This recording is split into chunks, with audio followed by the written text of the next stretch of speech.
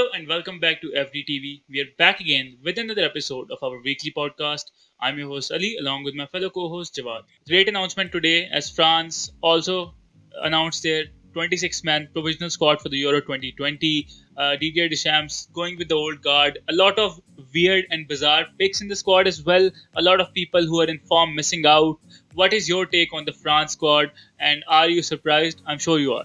So here's the thing, with the talent pool that they have, what did you expect? They have the old guard and then the new generation coming in for France is an absolute amazing talent pool, right? And you can make cases of people missing out, but you can also say that, hey, the people that they did end up putting in did deserve to be in there because of the seasons that they had, right? So without arguing about who should have missed out or who should have came in, let's talk about how they line up. So I'm guessing the goalkeeper spot is pretty easy, right? So I'm going to go with Lloris. Is that something you're agreed with? Absolutely. Although Lloris has not been the Lloris of 2-3 years ago and he's not the goalkeeper he once was. I think even if I was a manager, I would have picked Lee Meslier from Leeds United, who is the 21-year-old goalkeeper in the Premier League. He has been phenomenal for Leeds United this season. Very active, very good ball distributor as well. So he goes ahead of Lloris for me, but that's why I'm not the manager of France. Didier Deschamps went with the experienced old guard, so I'm not surprised by Lloris. He starts for me as well.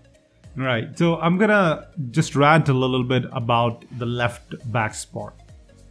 Theo Hernandez has been an absolute revelation. Absolute revelation. The guy's got the most goal contribution of any defender in the top 5 leagues as of right now, right? Why? Why is he not called up? That's an absolute huge mistake, I feel like, by France. Having missed out on a great talent, the guy who's dying to play for your national squad and you still don't call him up, even in the squad, it's absolute criminal not having Theo Hernandez. So who do you see starting over him with the current squad? Who starts in the left back spot? I think it's a choice between Lucas Hernandez, the brother of Theo Hernandez, and Luca Digne. Luca Digne plays for Everton in the Premier League. Thoroughly impressed by him. Barcelona again made a big mistake by letting him go and choosing a 33-year-old Jordi Alba over him. So Luca Digne is the most defensively solid left back France have at their disposal, and he should definitely start. What do you think about the right back spot? I think that's pretty straightforward as well. So the right back, I feel like, again, they have such an amazing squad that they are, when you're specifically missing out on it, Mukiele, right? The player that they're not playing anymore. I'm going to just keep listing players that they haven't got in the squad because of the amazing squad depth that they have. What is going on? What is going on? So I feel like they have great players and the right back squad is a showing, right? But having players such as this miss out when you have an absolute amazing squad depth, because keep in mind, you don't know what's going to happen with the season that we are in. Anytime a player can get injured, specifically with the amount of games that they have played this season this close together. And top of that, when you've got the likes of COVIDs flying around anywhere, anyone can be tested for anything. Specifically when you're in the Euros and you're playing in such close quarters to every other team, it's a dangerous precedent to set. So who do you see starting at the right back? It's pretty straightforward. Benjamin Pavard from Bayern Munich, very good right back, scored a stunning goal against Argentina at the previous World Cup, and he's very good defensively as well. Going forward, chips crosses in from the right hand side, very flexible and can take the inverted fullback spot as well. So he starts for me. Varane, with the season that he's had at Real Madrid, do you see it as a good choice having him in the squad, and do you think he starts for France or not? I won't argue with that, but his form has not been of the best centre back in the world. He without Sergio Ramos, we saw how clueless he looked in the Real Madrid backline. Varane is of the obvious pick, but his form can dwindle, and he has the ability to leak goals from the right hand side. Although he starts for me as well. But the left-sided centre back, who's your choice for that spot? I feel like Koundé should be starting alongside with him, but here's the problem with the reason I brought up Varane is he need a leader with him. He's not the leader at the back.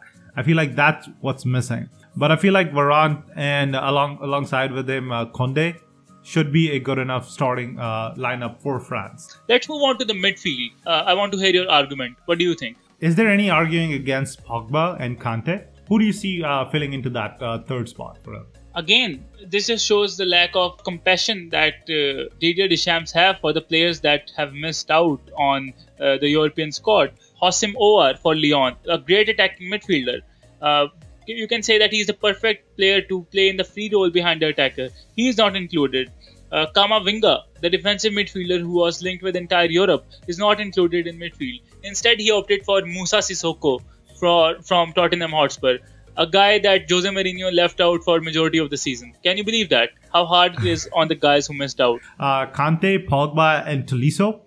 That's my starting three. Who do you think? I think that's the perfect one, but I think Deschamps would opt for Griezmann in the attacking role behind the front man. So I think that is the way to go for Deschamps. Griezmann in behind the striker. That's what I pick, but I do agree. Tolisso starts for me as well. All right, well, let's get to the attacking part of things where things get a lot exciting. You've got the likes of, I'm just going to read it off here, Ousmane Dembele, Oliver Giroud, Antonio Griezmann, Kylian Mbappe, Marcus Thuram, Kingsley Coman, Karim Benzema, Wissam Ben Yedder, right? Wow. So amazing people up front. Yes. But here's the thing. How do you fit them in three spots? So I'll just give my front three for France. Benzema had to start. He has to start. I don't see Giroud taking the place over him. As Benzema himself said, that you don't compare a go-kart with a Ferrari. So I do agree with that statement.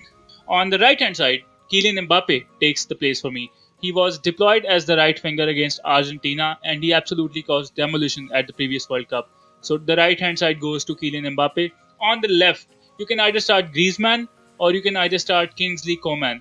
This is my front three. What do you think? So that's where you have a lot of choice. True. A lot of choice, right? So I kind of liked what you did with Pogba and Kante and then having Griezmann in the free-flowing role. That gives you the choice of having another starting three front forward players. I feel like Mbappe is another one. Is a shoo-in. Absolutely. And then Giroud and Benzema would be going in and out. Ben Yedder has had a good enough campaign that you can give him a shout as well.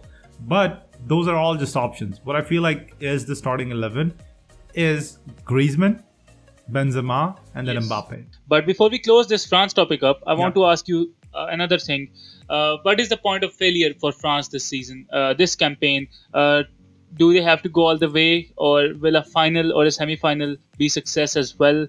And again, if they fail to do that, is it on the managers? It clearly is on the manager. It can't be on the players. Do you agree? So somewhat disagree with that. I feel like the players got the experience, right? You've got serial winners in your team, the likes of Benzema, and then you got even Mbappe. He's a serial winner, right? So you've got players like Pogba, world-class talent on their day. I feel like they have to do something. And other than winning the Euros, it's an absolute failure for France. They have to win. I feel like they are the favorite going into this. And if they don't win, then it's a failure for me for France's side. What do you think? Absolutely. At least a final appearance has to be on the cards for France. When you have Mbappe, Griezmann, and Benzema, and all of them are in form, you don't expect anything less than a final at least.